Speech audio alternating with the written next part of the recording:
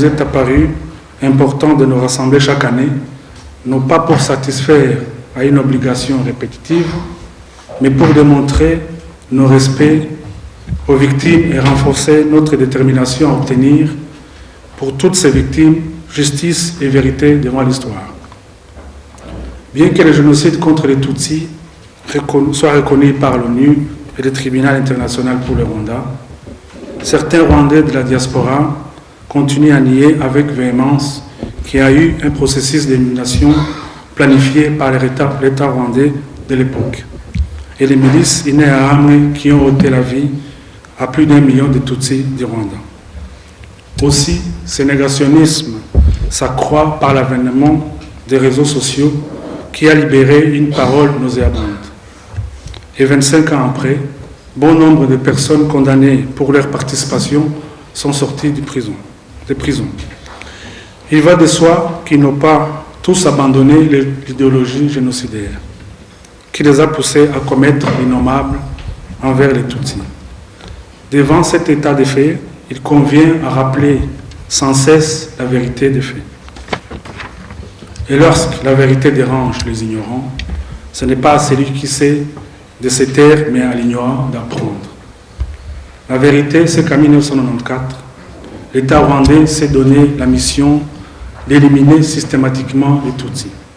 Il s'agit d'une volonté qui devait constituer une solution finale à ce qu'il qualifiait de cafard. En effet, les Tutsis furent l'objet d'une diabolisation qui a débuté avec l'avènement de la République du Parmehutu.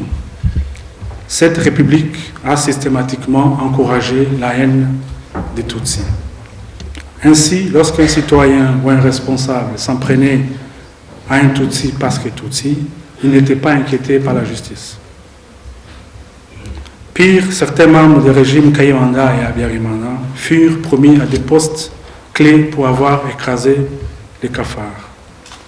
Il est inutile de dire que les Hutus et les Occidentaux qui ne se sont pas inscrits dans cette logique génocidaire furent aussi assassinés. C'est au nom de cette logique génocidaire que les 10 casques bleus furent lâchement abattus. Un quart de siècle après, les rescapés que nous sommes se réjouissent d'avoir un pays où règne la paix, la sécurité, la parité et le vivre ensemble. En effet, la 25e commémoration est placée sous le thème de Kwibuka Twiyubaka, ce qui signifie se souvenir en se reconstruisant. C'est un thème qui fait sens pour les rescapés, car ceux-ci ont dû penser les plaies du génocide et mettre tout en œuvre pour faire le deuil des êtres qu'ils ont perdus.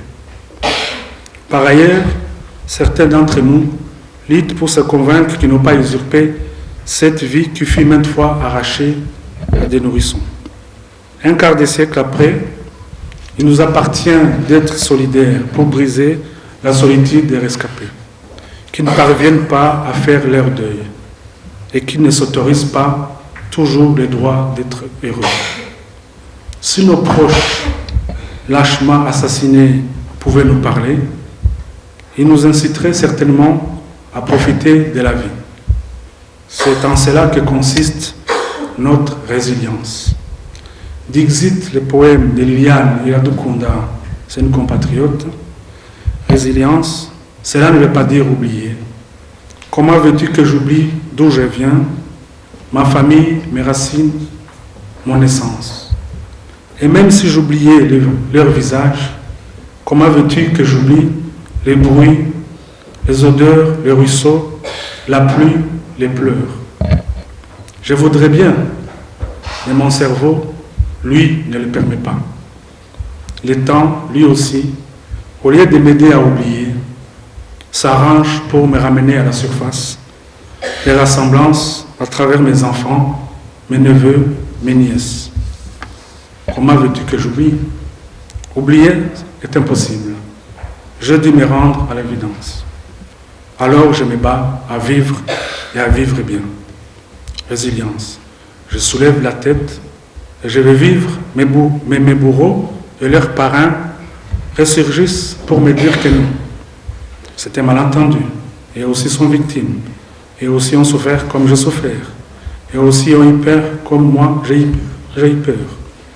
Et c'est dans ma survie que je me dois alors d'expliquer pourquoi je devais mourir, pourquoi les miens sont morts. Quelle ironie!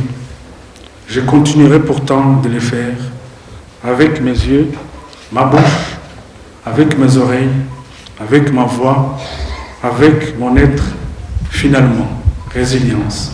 Fin de citation. Mesdames et messieurs, pour conclure, nous remercions Son Excellence, l'ambassadeur du Rwanda en Belgique, pour sa présence. Nous remercions aussi les autorités de la ville de Namur pour leur soutien dans le cadre des activités de la commémoration. Et nous remercions aussi l'ASBL Ibuka Mémoire et Justice pour son appui, ainsi que toutes les personnes qui nous ont aidés. À vous tous et toutes, je vous dis merci. Luttons ensemble pour restaurer la dignité de l'humanité et construire un monde plus vivable, plus équitable, plus agréable. Je vous remercie.